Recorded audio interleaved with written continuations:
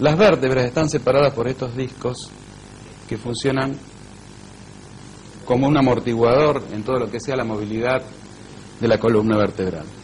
Los discos intervertebrales habitualmente no asoman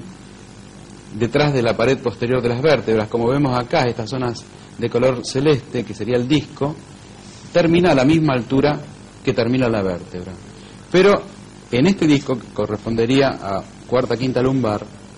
vemos que el disco se está proyectando hacia atrás y está tocando las raíces nerviosas que salen por el canal medular. Esto es lo que nosotros consideramos una hernia de disco. Esta imagen es muy parecida realmente a la que se ve en una tomografía cuando se hace un plano sagital como este, y tomado en forma horizontal, acá se ve el disco intervertebral que tiene una parte periférica que es fibrosa y una parte central que se llama núcleo pulposo, que es el que verdaderamente se hernia. El núcleo pulposo se puede desplazar hacia atrás, generalmente hacia los lados y hacia atrás, como vemos acá, y comprime la raíz nerviosa, y eso es lo que da el dolor irradiado sobre la pierna. En este caso, el núcleo pulposo se desplaza hacia el medio y comprime todos los haces que van saliendo por cuarta, quinta y primera sacra, y en estos casos el dolor es un dolor central y lumbar. De todas maneras, acá, volvemos acá a la cámara, acá el problema fundamental es que durante mucho tiempo se consideró que tener una hernia discal obligatoriamente era un certificado de tener que hacerse una cirugía de columna. Y esa fue muchas de las consultas que hubo. Eso sí, es realmente así un poco el eje de lo que la gente preguntó, porque obviamente el hecho de ver una imagen de un disco prolapsado, de un disco que perdió su domicilio, claro, da la impresión de que eso no se arregla más y que la única forma es la extracción quirúrgica. Ya habíamos comentado anteriormente, y estos no son trabajos reumatológicos sino neurológicos, es decir, en el Congreso de Neurología de Mar del Plata, un grupo de Rosario, que es el grupo de Guillermo Figalo, presentó un estudio, una revisión sobre las consecuencias y la eficacia de la cirugía discal en nuestro medio, comparándola con trabajos internacionales. Y bueno, en nuestro medio, por otra parte, los resultados eran inclusive un poquito mejores, pero lo que preocupó a los neurocirujanos, lo que preocupa a la gente también, es que gran número de cirugías discales desembocan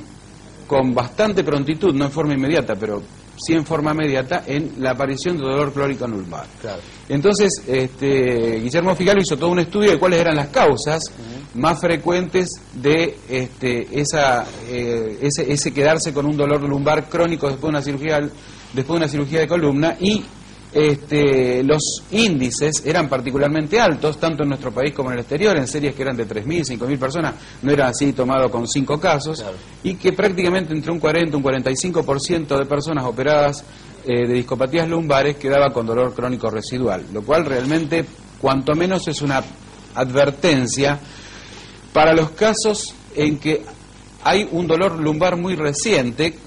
que con una tomografía o una resonancia magnética se documenta la existencia de una hernia de disco, pero si a mí hace 15 días que me duele la columna, claro, no voy a someterme a una cirugía que tiene un riesgo de casi un 50% de posibilidades de quedarte vos con un dolor crónico lumbar. Entonces, esta situación, estas estadísticas que se han repetido no solamente en nuestro medio, sino también en Europa y en Estados Unidos, hace que realmente en este momento se priorice el tratamiento conservador. Lo hacen los mismos neurólogos, es decir, antes existía, con el advenimiento de la cirugía, de la tomografía y la resonancia, era documentar una hernia, bueno, vamos y la sacamos. Y en este momento, a partir de ver el nivel de complicaciones posibles que tiene la cirugía discal, se tiene una conducta conservadora, es decir, en principio, durante un tiempo bastante importante, 2 meses, 3 meses, se intenta un tratamiento conservador por los riesgos de dolor crónico lumbar que tiene, que implica la cirugía. Se nos fue el tiempo, pero así rápidamente, bueno, ¿el tratamiento conservador a base de qué?